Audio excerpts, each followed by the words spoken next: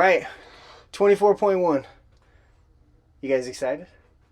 I'm excited. Are you excited? Oh, yeah. So, 24.1, first cool thing, Dave Castro's back. Mm-hmm. That was fun to see him announce that one. Yeah, the chalkboard was good. Chalkboard was great. The mushroom, I didn't. We lost it halfway through. Yeah, I got no idea. But, okay, let's talk about our movement. So, the workout has 2 movements. Couplet, classic CrossFit. Yep. Dumbbell snatches, and lateral burpees over the dumbbell. Right. So, when you first saw the movements and the rep scheme, what was the first thing you thought of? Once he finished the rep scheme, I knew 2 things. It's going to be fast for those that are looking to post a score. And it's going to be a workout where the thought is don't stop moving. Don't stop. Yeah. So this is one of those ones where, like, when you're in class, you've heard the coaches talk about pacing. You've talked, about, like, how do we start? How aggressive do we go? When do we ramp up? All of that goes out the window. Right. This workout is truly going to be a gut check. It is about how hard can you push for how long. Right. It's a 15-minute cap. There's over 180 reps. The goal is going to be to move quickly and, follow the strategy you said of not stopping. Yeah, so move quickly, move efficiently. And I was actually talking to Chris earlier. Find a pace on the burpees early. So you're going to feel really good on the first 21. I mean, you're going to be like, oh, I can do this for the next however many reps. Go slower than you think on the first round of burpees. And when I say slower, I mean really slow it down. Because all that's going to happen from here after those 21 burpees is we're going to get more and more fatigued. So inevitably, we're going to slow down on the burpees no matter what.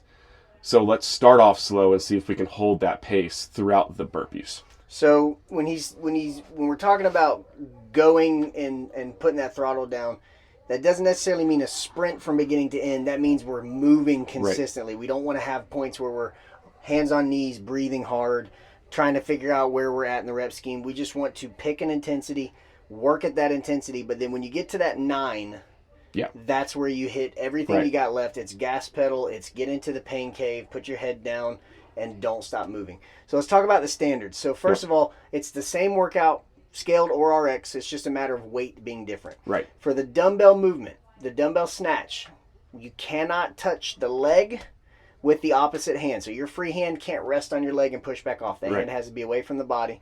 Both dumbbell heads have to touch the floor every time. And the dumbbell has to end fully overhead, arm extended, hip extended. You can't have the weight in front. It's got to be right over the crown of the head. Right.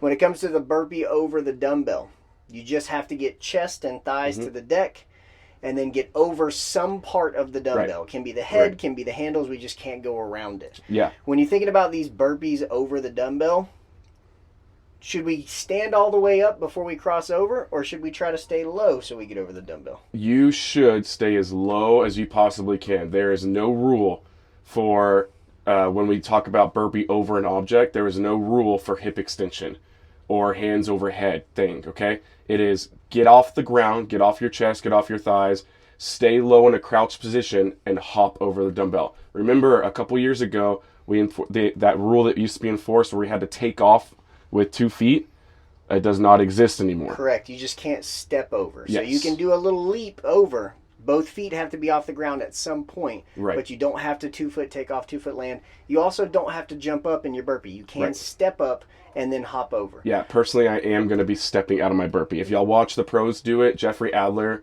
who won by a fair share of seconds, he stepped out of every single burpee. And was still fast. And was very fast. It will not affect your time. In fact, it saves a lot of energy and allows you to maintain a pace versus getting burnt out on the jump and then having to resort to the step as a last option. Right.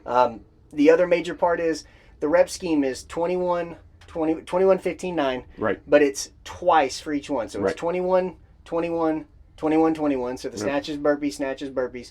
You cannot alternate arms until you complete that set. So it's 21 all on one side, then 21 all on the other side. Right. You can stop if you have to take a break on any of the sets, but the goal is to, once you pick up that dumbbell, is you are moving steadily until you finish. Right. No matter how slow you're going, the worst thing you can do in this workout is not move. Correct. Because if we're moving, we're getting a rep, no matter what.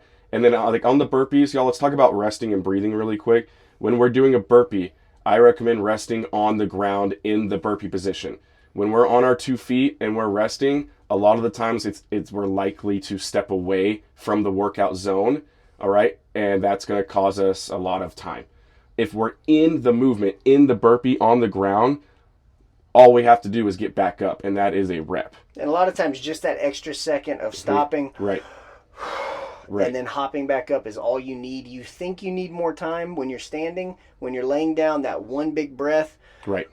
And then hopping back up, it'll recover you a lot faster than you think. Right. But I'm really excited about this workout. Yep. It should be a fun one to It's watch. Should be a fun one to do. Yeah. Go into it with the mindset that it is going to be spicy. Okay. Yes. Don't be fearful of it, but don't be surprised by the intensity that it's going to ask of you in the workout. Regardless of whether you're doing RX or scaled, come into it with the mindset knowing it's going to be a challenge, but it's going to be fun. It's going to be worth it. And I'm excited also to see you guys' costumes tomorrow. Should be a good time. Yeah. That 21 is going to take a long time. Yeah. So don't be scared of that. You're going to sit in the 21 for a long time. 15 is going to feel really, really spicy, but not as long. And then like Travis mentioned earlier, 9, it is just blow and go. And then you can party your ass off after that. Yeah, have a couple of beers. All right. Looking forward to seeing you guys. Pearson and I will be back week 2 and week 3 with some prep and some guidance for you guys. If you have any questions, feel free to grab either one of us or any of the coaches. Look forward to seeing you guys tomorrow and tearing up week 1. Yeah, we'll see you all tomorrow night. All right.